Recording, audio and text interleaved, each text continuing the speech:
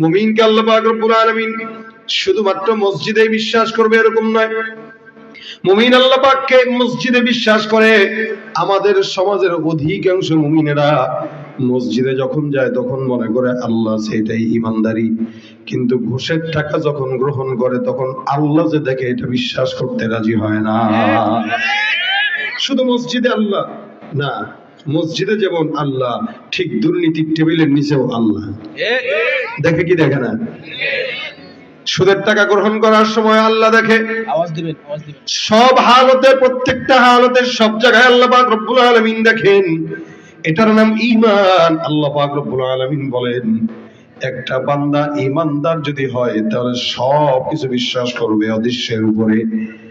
অনেক বান্দারা আছে বর্তমান জামানায় তারা দলিল চায়। মনে রাখবেন, আল্লাহকে বিশ্বাস করার ক্ষেত্রে, ঈমান আনার ক্ষেত্রে কোনো দলিল চলে না। যারা দলিল খুঁজে এদের অধিকাংশই শয়তানের খালাতো ভাই।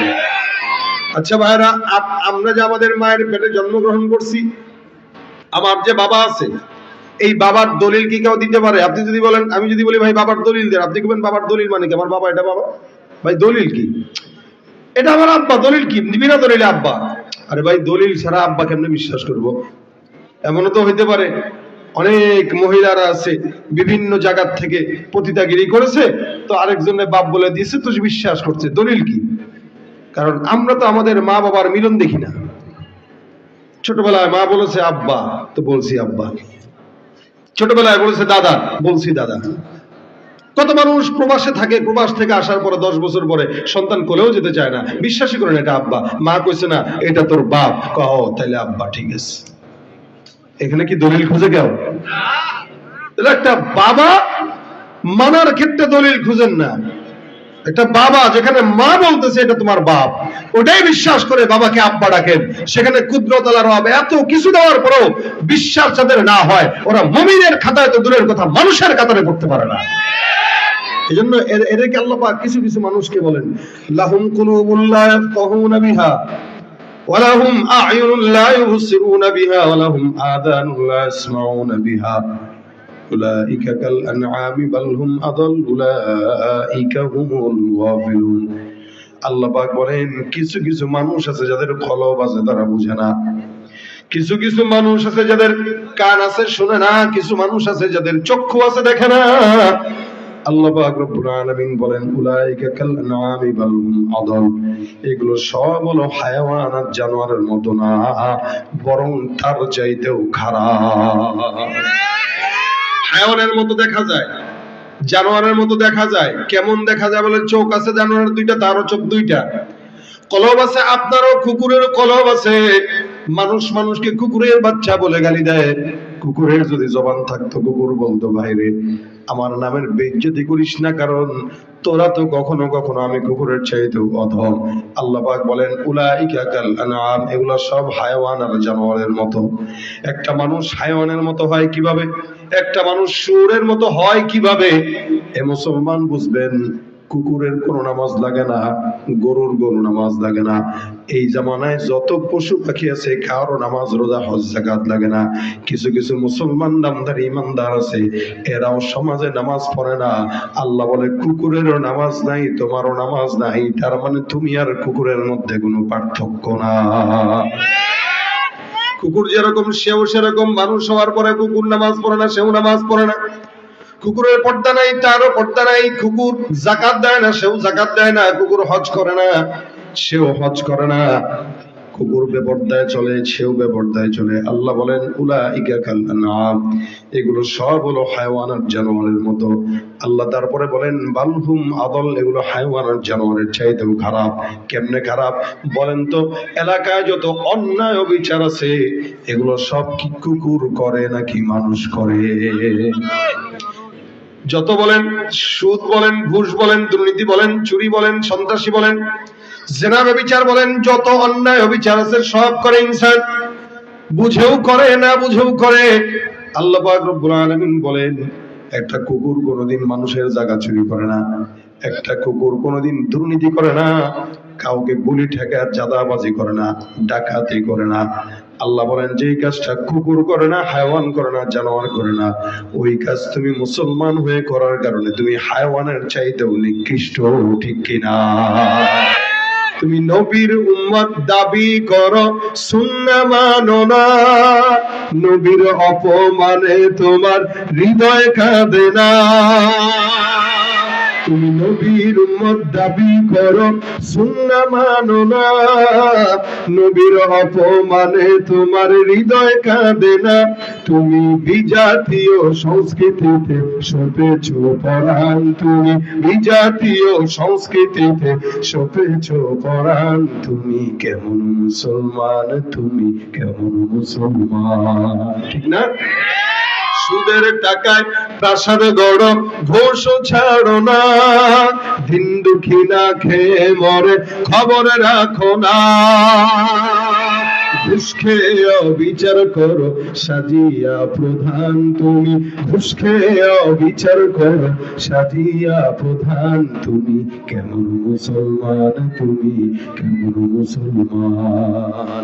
মুসলমান দাবি করে এমন কোন অন্যায় নাই যেটা করে না, মুসলমান দাবি করে এমন কোন গুনাহ নাই যেটা করে না। আল্লাহ পাক রব্বুল আলামিন এই কারণে বলেন, ইয়া আইয়ুহাল্লাযীনা আমানু আমিনু, এ মুমিনের দল তোমরা ঈমানদার হও।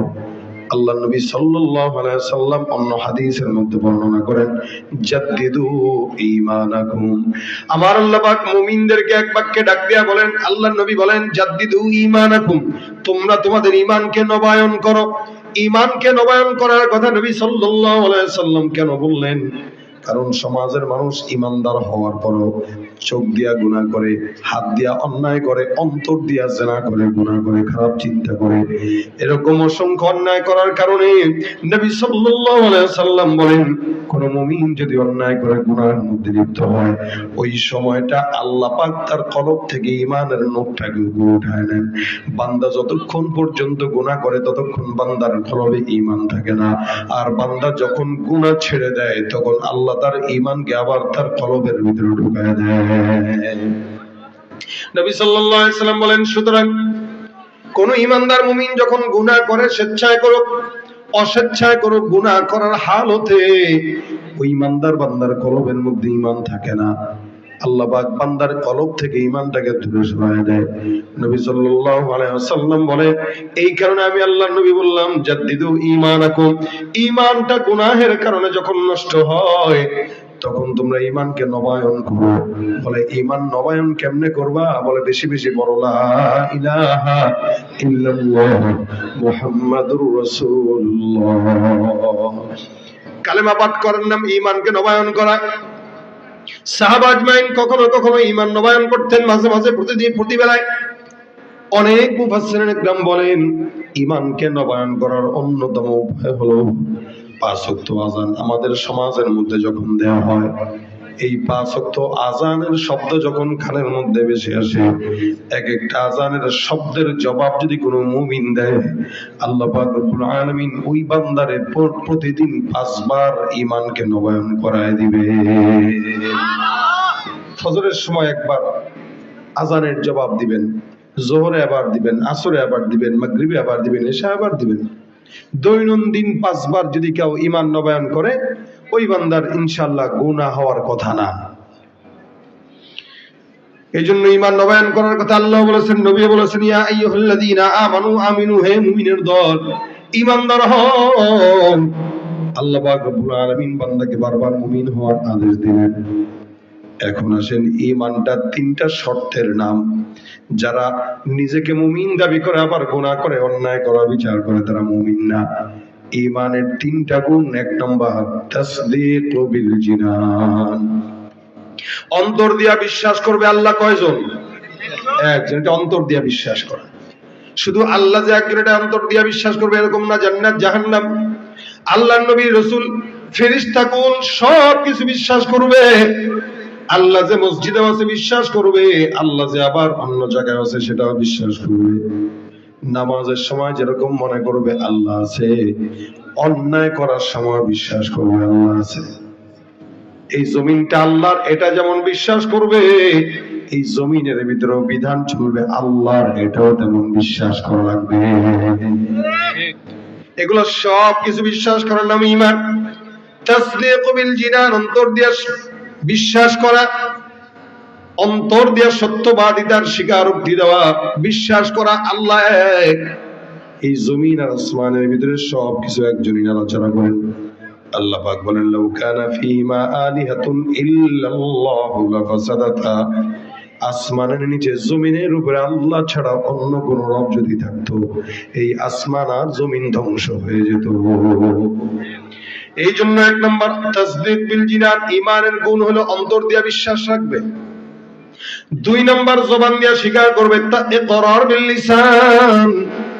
ইকরার বিল লিসান মানে লা ইলাহা ইল্লাল্লাহ মুহাম্মাদুর রাসূলুল্লাহ। অন্তর দিয়ে বিশ্বাস করার পাশাপাশি জবান দিয়ে স্বীকার করবে। জবানের স্বীকারোক্তির অনেক দাম। কোন মুমিন জবান দিয়া যত এলোমেলো চিন্তা করুক না কেন, যতক্ষণ মুখ দিয়া বলবে না ততক্ষণ তার গুনাহ লেখা হবে না। আপনার মাথায়, আপনার দিমাগে অনেক চিন্তা আসতে পারে যে এই সেই আল্লাহ, এই দুনিয়ার অবস্থা, মানে বিভিন্ন গুনাহের চিন্তা আসতে পারে। ততক্ষণ পর্যন্ত লেখা হবে না যতক্ষণ কাজ না করবেন অথবা মুখ দিয়া না বলবেন। কয় না, মন্ডয় চাইতেছে গালি দিয়ে ইচ্ছা মতো একটা, দেয় না কেন, গুনাহ হবে। মন চাইতেছে, মনের ভিতরে আছে, দেয় না। যতক্ষণ দিবে না ততক্ষণ মন কোটি কোটি বার চাইলেও কোনো সমস্যা নাই, কিন্তু যখন দিয়ে ফেলছে একবার দিলেই শেষ। এই জন্য ইকরার বিল লিসানের দাম আছে অনেক। জবান দিয়ে স্বীকার করা, জবান দিয়ে কি করা, স্বীকার করা। সারা জিন্দেগি একটা মেয়েরে চিনেন না, কিন্তু বাবা মা পছন্দ করা করে বলো কবুল, আপনি বললেন খালি এতটুকুন একটা শব্দ কবুল। এই জবানের একটা কবুল স্বীকারোক্তি একটা হারাম সম্পর্ককে হালাল বানায় দিল। আবার 50 বছরের একটা দীর্ঘ সম্পর্ক, এটা হালাল ছিল, খালি জবানের একটা শব্দ স্বীকারোক্তি তালাক, এতটুকু শব্দের মাধ্যমে সারা জিন্দেগির জন্য হারাম হয়ে গেল। জবানের স্বীকারোক্তির দাম অনেক। এই জন্য ইকরার বিল লিসানের অনেক দাম। জবান দিয়ে স্বীকারোক্তি করা, জবান এটা যখন মানুষের হুঁশ না থাকে তখন সম্মানও থাকে না। এই জন্য আল্লাহ রাসূল বলেন, তুমি তোমার জবান এবং লজ্জা স্থানের গ্যারান্টি দাও, আমি নবী তোমাকে জান্নাতের গ্যারান্টি দিয়ে দিলাম। জবানের অনেক দাম, জবানের অনেক দাম। জবান দিয়ে খালি স্বীকারোক্তি দিয়ে দিবেন তো ইসলাম কবুল হয়ে গেছে। সারা জিন্দেগি অন্যায় করছেন, অবিচার করছেন, খালি লাস্ট জীবনে সে বলবেন লা ইলাহা ইল্লাল্লাহ মুহাম্মাদুর রাসূলুল্লাহ, এতটুকুন স্বীকারোক্তির কারণে বাস জান্নাতি হয়ে গেছে। জবান দিয়া না বললে নিয়ত হয় না। আপনি নিয়ত করবেন যে আমি অমুক করব, নিয়ত করছি, তো বলছেন তো নিয়ত করছেন, কাজ করা লাগে নাই, নিয়তের কারণে সওয়াব লেখা হয়ে গেছে। জবানের অনেক দাম। জবান দিয়া স্বীকার করছেন আল্লাহ এক, জবান দিয়া স্বীকার করছেন নবী এক। এটা হলো ঈমানের 2 নম্বর গুণ, ইকরার বিল লিসান। নবীর চাচা আবু তালেব রাসূলকে এত মহব্বত করতেন, হাজার কোটি কোটি মহব্বত করার পরেও আল্লাহ নবী সাল্লাল্লাহু আলাইহি ওয়াসাল্লাম মওতের সময় আবু তালেবের কানে কানে ডাক দেয়া বলেন, চাচা একটা বারের জন্য আপনি আমাকে জবান দিয়ে খুলে পড়ায় দেন লা ইলাহা ইল্লাল্লাহ, এটা আমার জবান দিয়ে একটু বলে দেন, আপনার জবান দিয়ে বলেন। আবু তালেব বলে, এ মুহাম্মদ, তোমাকে আমি এত বিশ্বাস করি তবে জবান দিয়ে স্বীকার করতে পারবো না। জবান দিয়ে যদি স্বীকার করি তাহলে এটা হবে না। যার কারণে আবু তালেব নবীকে সারা জিন্দেগি মহব্বত করার পর জবান দিয়ে স্বীকারোক্তি না করার কারণে আল্লাহ পাক তাকে সারা জিন্দেগির জন্য জাহান্নাম দান করে দিয়েছেন। কিন্তু জবান দিয়ে একবার যদি স্বীকারোক্তি করত, সারা জিন্দেগি কাফের থাকা অবস্থায় আল্লাহ পাক তাকে জান্নাত দিত না। স্বীকারোক্তি, এই জন্য জবান দিয়ে স্বীকারোক্তি করা, লা ইলাহা ইল্লাল্লাহ মুহাম্মাদুর রাসূলুল্লাহ। মনে রাখবেন, ঈমানটা এমন একটা সম্পদ, যেই সম্পদ টাকা না থাকলেও কি, ক্ষমতাও না থাকলেও কি, যার ঈমানের সম্পদ আছে তার দুনিয়ার আর কোন সম্পদের দরকার নাই, ঠিক কিনা? নাই বা পেলাম অর্থ করি, নাই বা পেলাম ঘর, নাই বা পেলাম সুখের দেখা, হোক না আপন পর। পথের দুলায় জীবন আমার হোক ধূসর মরির, অনাহারে অনাদরে যাক না কেটে দিন, তবু দুঃখ আমার নাগাল কভু পাবে না হৃদয়। সব হারালেও তাও করি না নিঃস্ব হবার ভয়।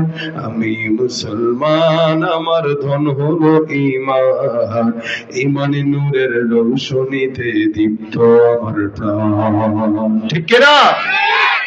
ঈমান থাকলে আর কোনো টেনশন আছে ভাই? ঈমানের 2 নাম্বার গুণ ইকরার বিল লিসান। বলেন ঈমানের 2 নাম্বার কি? জবান দিয়া স্বীকারোক্তি করা। জবান দিয়া 1 নাম্বার অন্তর থেকে বিশ্বাস করা, 2 নাম্বার জবান দিয়া স্বীকারোক্তি করা, 3 নাম্বার আমল বিল আরকান। শরীয়তের যত হুকুম আহকাম বিধি নিষেধ আছে সব কিছু পুঙ্খানুপুঙ্খানু মানার নাম হলো ঈমান। আমাদের দেশে অন্তর দিয়া বিশ্বাস করার লোক আছে, জবান দিয়া স্বীকার করার লোক আছে, কিন্তু আমল দিয়া পরিপূর্ণ করার লোকের বড়ই অভাব। যার কারণে ফজরের নামাজের মুসল্লির দিকে তাকাইলে মনে হয় এ দেশে কোনো ঈমানদার নাই, সব নাস্তিক। আর জুমার নামাজের দিকে তাকাইলে মনে হয় এদেশে কোনো নাস্তিক নাই, সবই ঈমানদার। কি বলেন ঠিক না? 5 তলা মসজিদ ভরে যায়, 4 তলা মসজিদ ভরে যায়, কিন্তু ওদিক দিয়ে ফজরের নামাজে 5 জনও খুঁজে পাওয়া যায় না। এই হলো মুসলমানের হালত। এই জন্য ঈমানের 3 নম্বর শর্ত হলো আমল বিল আরকান। শরীয়তের যত হুকুম আছে বিধি নিষেধ আছে সব কিছু মান্য করা। এভাবে কোন মুমিন যদি ঈমানদার হয়, আল্লাহ পাক রব্বুল আলামিন বলেন, বান্দা ঈমানদার হয়ে গেছে, এখন নেক কর্ম করো। ইন্নাল্লাযীনা আমানু ওয়া আমিলুস সালিহাত। ঈমানদার আর নেককার আলাদা জিনিস, এক জিনিস নয়। নামাজ যেই বান্দা পড়ে সে ঈমানদার, লেকিন নেককার না। নেককার এক জিনিস, ঈমানদার এক জিনিস। ঈমানদার সে যে নামাজ পড়ে, রোজা রাখে, হজ করে, যাকাত দেয়, সেই ঈমানদার। আল্লাহ বলেন ঈমানদার হয়ে গেছো, এখন নেক কাজ করো। সারাদিন মসজিদে পড়ে থাকলে এই নেককার বলা যায় না। আপনি বলবেন এই লোকটা বড় নেককার, আমি বললাম কেন বললেন? আপনি বলবেন 5 ওয়াক্ত নামাজ জামাতে পড়ে। আমি বলবো 5 ওয়াক্ত নামাজ জামাতের সঙ্গে পড়ার কারণে সে নেককার হতে পারে নাই, ঈমানদার হইছে। একটা লোক সকাল 8টা থেকে সন্ধ্যা 6টা পর্যন্ত চাকরি করে, আপনি বললেন সে কর্মঠ। আমি বললাম না, সে কর্মঠ না। কেন কর্মঠ না? এটা তার চাকরি। চাকরি না করলে খাবে কি, চলবে কেমনে? কর্মঠ তো সে যে 8টা থেকে সন্ধ্যা 6টা পর্যন্ত চাকরি করার পর আবার রিক্সা নিয়ে বের হয়ে যায়, রাত 12টা পর্যন্ত রিক্সা চালায়, সে হলো কর্মঠ। কেন? নিজের চাকরির পাশাপাশি আলাদা একটু ওভারটাইম করে। কেন? দুনিয়াতে যেন একটু ভালো থাকা যায়। তেমনই ভাবে নামাজ কালাম যে পড়ে সে চাকরি করে। এই চাকরিটা আমার আল্লাহ দিয়েছেন, যার কারণে নামাজ পড়ে, রোজা রাখে, হজ করে, যাকাত দেয়, কিন্তু সে ঈমানদার হইলেও নেককার হয় নাই। এখন জান্নাতে যদি একটু ভালো থাকতে চায় তাহলে কি করতে হবে? বলে ফজরের নামাজের পর একটু সময় বসে থেকে সূর্য যখন ওঠে তখন ইশরাকের নামাজটা পড়ে ফেলো। আওয়াবিনের নামাজ পড়ো, চাষতের নামাজ আদায় করো, কখনো 2 সাদকা দান করো, কখনো জিকির আজকার করো, কখনো মানুষকে পথ দেখায় দাও, কখনো নেক কর্ম করো। বলে 5 ওয়াক্ত ফরজ বিধানের পর বাড়তি কিছু নেক কাজ করার নাম হলো নেককার। যেই বান্দা নামাজও পড়ে আবার মানুষকে দ্বীনের পথে ডাকে, ওই বান্দা নেককার। নেক কাজ করার জন্য বেশি সময় দরকার নাই, লক্ষ লক্ষ টাকা খরচ করা দরকার নাই। নবী বলেন কোন মুমিনের সঙ্গে হেসেও যদি কথা বলে, আমার আল্লাহ তার আমলনামায় সাদাকার সমপরিমাণ সওয়াব লিখে দেন। এটা নেক কাজ, হেসে কথা বলা। আমরা তো হাসি মুখে কথা বলা ভুলেই গেছি। কেউ কথা বললে ভাব ধরা, চোখ মুখ লাল কইরা, নিচের দিকে তাকায়, মোবাইল টিপে টিপে, কত রকম আমাদের কথা।